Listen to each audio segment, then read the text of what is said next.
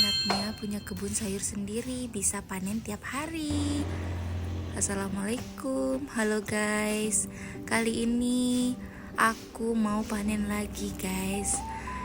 Alhamdulillah ya guys ya, semenjak punya kebun sayur sendiri, aku sering nggak beli sayur untuk masak ya guys ya. Jadi setiap hari, setiap mau masak, aku tinggal petik-petik atau panen-panen sebutuhnya ya guys ya. Dan kali ini aku mau panen timun guys, karena di kebunku ini kebetulan pohon timunnya lagi berbuah banyak ya guys ya.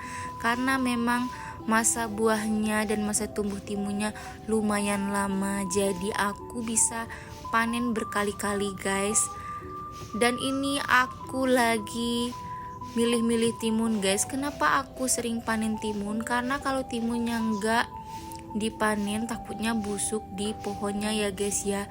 Karena apa? Karena timun ini buahnya cepet banget guys besarnya. Jadi 2 hari sebelumnya buahnya itu masih kecil-kecil. Nah, tapi setelah dilihat beberapa hari kemudian, itu buah timunnya udah gede guys, udah siap dipanen.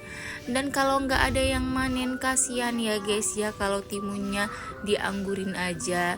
Daripada mubazir, ya udah aku panen seperti biasa guys. Kalau nanti kebanyakan, seperti biasa kita bagi sama tetangga ya guys ya.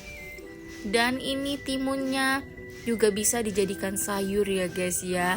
Jadikan campuran acar bisa. Kalau aku yang paling simple kadang aku tumis guys. Tapi kalau di kampung timun juga bisa dibikin gulai bening ya guys ya. Jadi kayak dikasih santan gitu guys. Dan itu enak banget guys dan manis banget.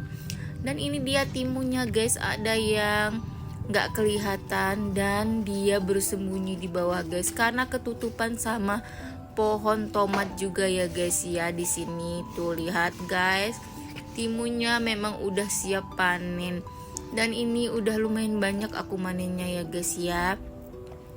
Ini juga aku selanjutnya pindah ke bagian atas ya guys ya. Tuh lihat timunnya banyak yang bisa dipetik guys. Jadi seperti biasa karena tetanggaku jarang ya guys ya metiknya, jadi ya harus aku petik guys, kalau enggak busuk guys.